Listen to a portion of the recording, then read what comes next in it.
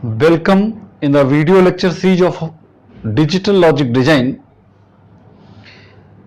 Today we are going to start a new subject, Digital Logic Design.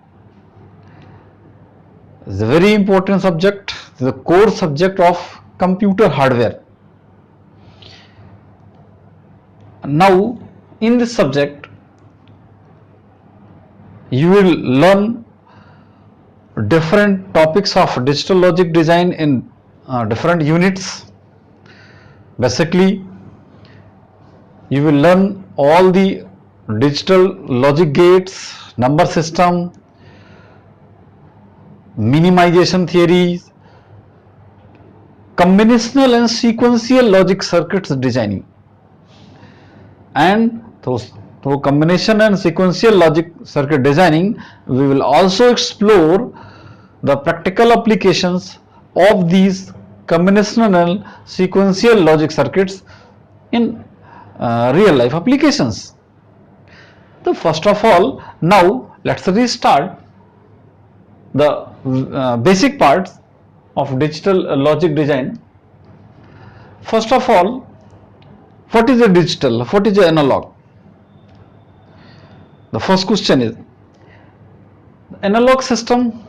Analog system refers to those systems which uses analog signals.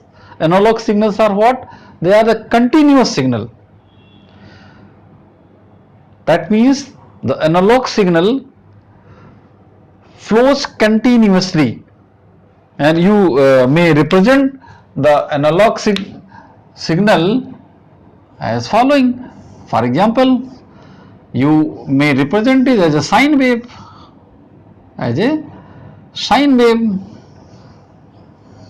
and so on. This is the time and not the voltage. So it is a continuous signal.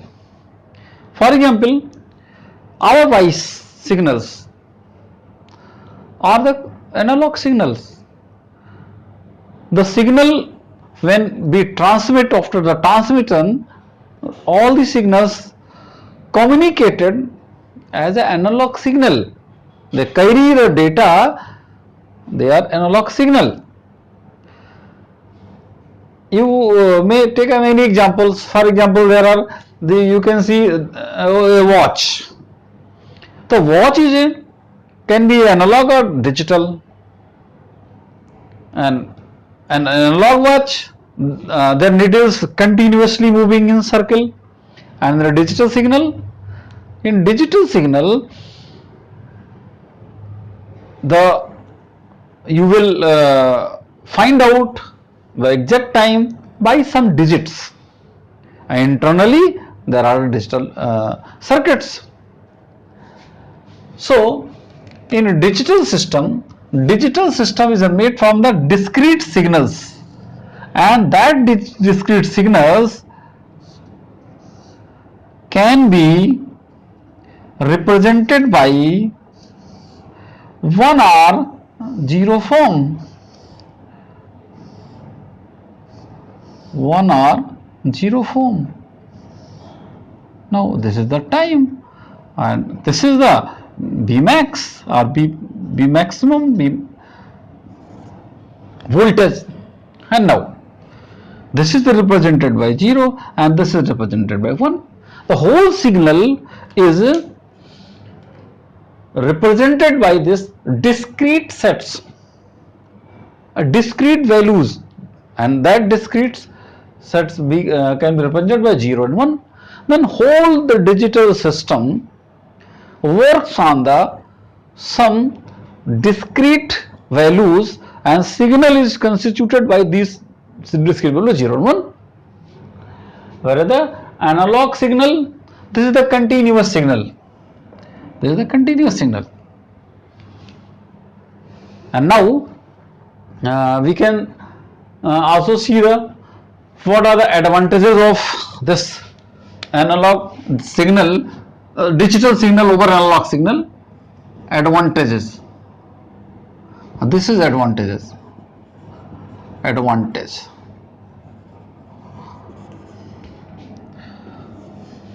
First of all, less distortion, noise and interference. One very important advantage of the digital signal over analog is when they communicated through wires or wireless mediums, then the signals, they have a less distortions.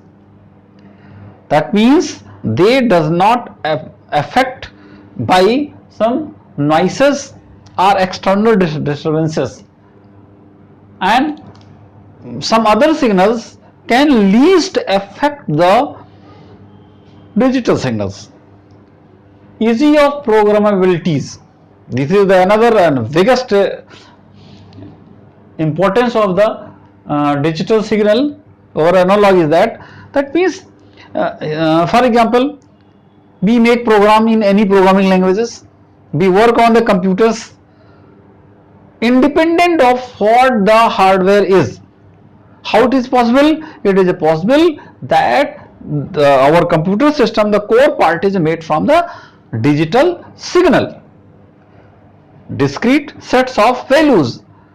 That means that is the independence of the hardware implementations, and we can easily program our computers, not our computer system, in any digital electronic devices like calculator, like some other industrial equipments who's based on the digital concept. That probability is easy.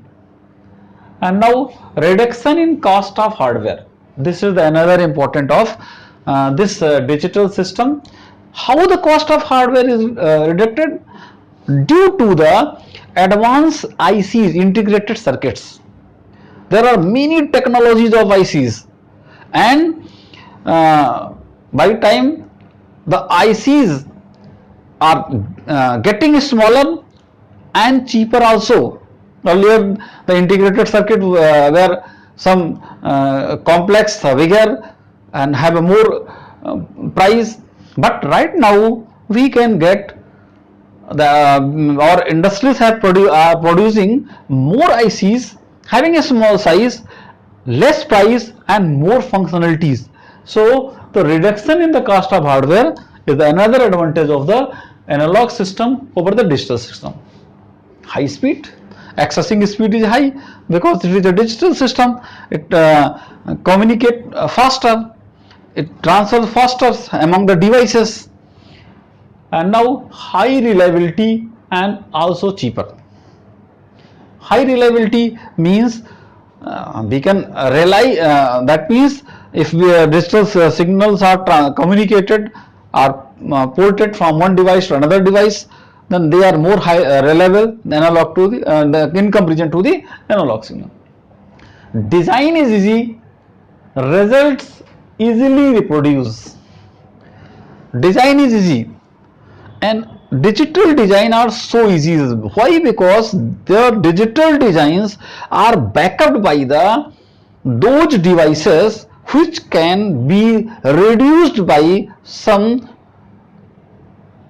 special type of arithmetics there in the binary arithmetics. Because for example, in our real life application, if we just want to make a quiz, and for that quiz we especially want to design a hardware circuit which signal after every moment of the quiz, then first of all we make the concept, analyze them, and we after the making the concept we just convert it into the basic model.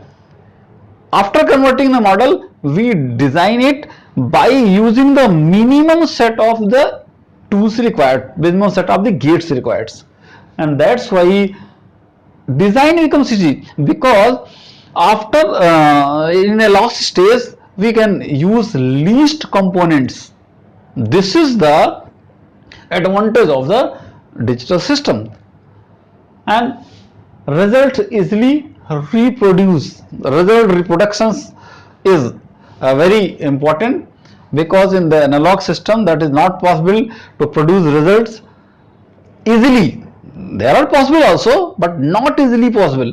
So result reproduction is another important of the digital system over the analog system. And now as there are many advantages, there are some loopholes, there are some disadvantages of the digital system, and the first disadvantage is use more energy. Now, how it use why use more energy? Because when a digital system communicated or converted, then they require some energy for conversion, and then heat is also produced, because our natural signal is not digital. Our natural signal is analog. For example, we are recording our voice. Voice is what? That is analog. Definitely we need to convert into digital. If we convert into digital, we require some equipments that convert analog to the digital form, that is also electronic equipments. Then that generates some heat, that generates some energy. Second is a fragile. This is the very important. One of the importance of the digital system is easy of programmability. It is very important, but that reverse is also fragile. What means fragile? Fragile here refers means if there are some errors in any part of the program or the in the digital system, if a single instructions are coded wrongly, then it can disturb a very big block of the program. That means if there has a simple error, that may lead to a large errors, and that's why we heard a concept garbage in and garbage out. That means if you give input having errors, then you may get multiple errors. So that's why this is the fragile concept. Less accuracy. Why less accuracy? Less accuracy is that because our analog signal is a natural signal, that continuous signal we need to convert into the binary parts. So we need to round off at the some stage. For example, if there is a number 4.567 and we have a system having represented for representing only 2 digits, if for example we are just assuming after the decimal points, then we need to round off. Either it will be 6 or 7, but it will be 7 because this is the more than the 5. So in the digital system we need to round off at some stages, and we are not accepting the actual number. That's why there has some possibility of errors. Then accuracy will affect also. Definitely accuracy. Whereas we consider some scientific observations, but in scientific observations the accuracy is more important, and that's why there the digital systems are less effective. Now quantization error. This is the very drawback of the digital system. Quantization error means everywhere we need to convert, most of the occasions we need to convert digital system into analog system into digital system. Now natural signal is analog, we need to convert into the digital, then we need their ADC, analog to digital converter, ADC, analog to digital converter, analog to digital converter,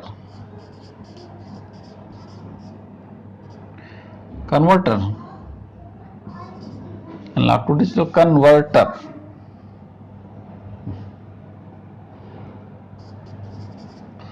Now this converter ADC will convert a analog signal to digital signal, and while the converting, because we need to do this task in a faster way, then there is a possibility that some input signal gets loss.